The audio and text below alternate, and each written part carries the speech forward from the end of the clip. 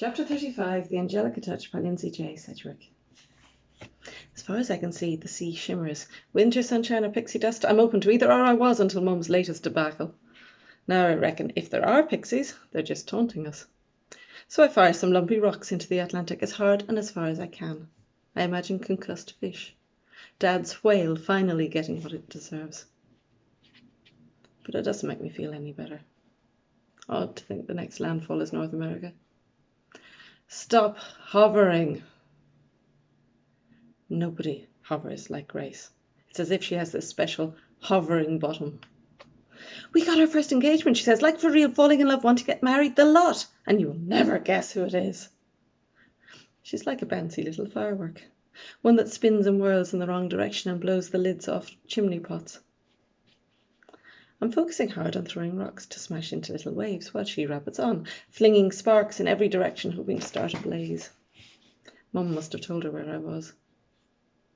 Jonas and Mrs. Willow. Can you imagine? They must have been one of the first couples you put together. Remember behind the shed when you lectured me? I didn't lecture you. Yes, you did. Anyway, you said if she liked the stars, and I thought she meant celebrities, while he was fascinated with alien life and galaxies and time travel and stuff, they were perfect. And you were right. They were. Terrific. Thunk. Another fish bites the dust of my unerringly violent rocks. Do you think Jonas really is into time travel, she says, skimming a few stones. They tiptoe across the water like little rock Jehovahs. It should explain why he drives the school bus, I guess. I mean, if anything was to time travel, it would be that decrepit old bus. Oh yeah, and remember when I told you he decorated it? I bet that was their first date. Or maybe it was when he proposed. Further down the shore, Dylan helps heave Mr. Ganley's boat off the water. Grace takes my silence for something it's not, and sighs theatrically. Okay, so I admit I was against the website and now I'm jumping up and down. But this is like the biggest thing, she says. We made this happen. We've changed their lives. I mean, here they are, living in the same town, miserably lonely, obviously, and pow! Because of us, they find each other's happy ever after is their own. I hand her my last rock and turn towards the path up to the headland.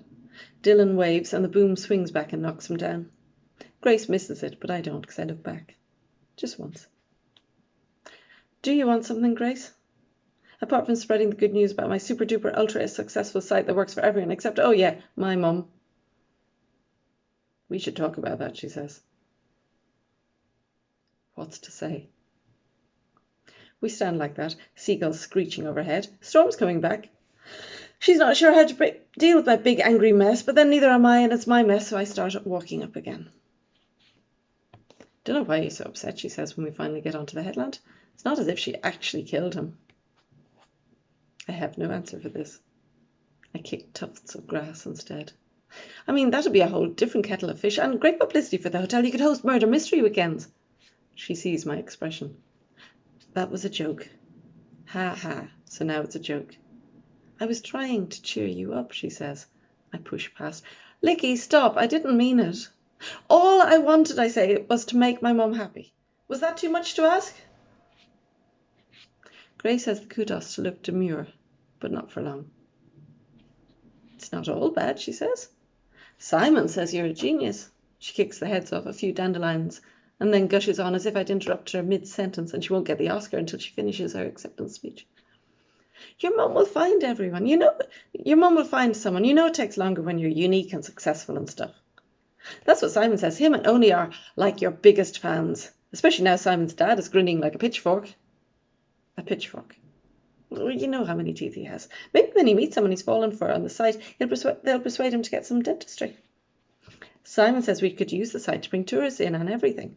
He says we'll end up creating jobs in Dreshog and bringing people back from all over the world. There's no limit to how big this could get or how much good we could do.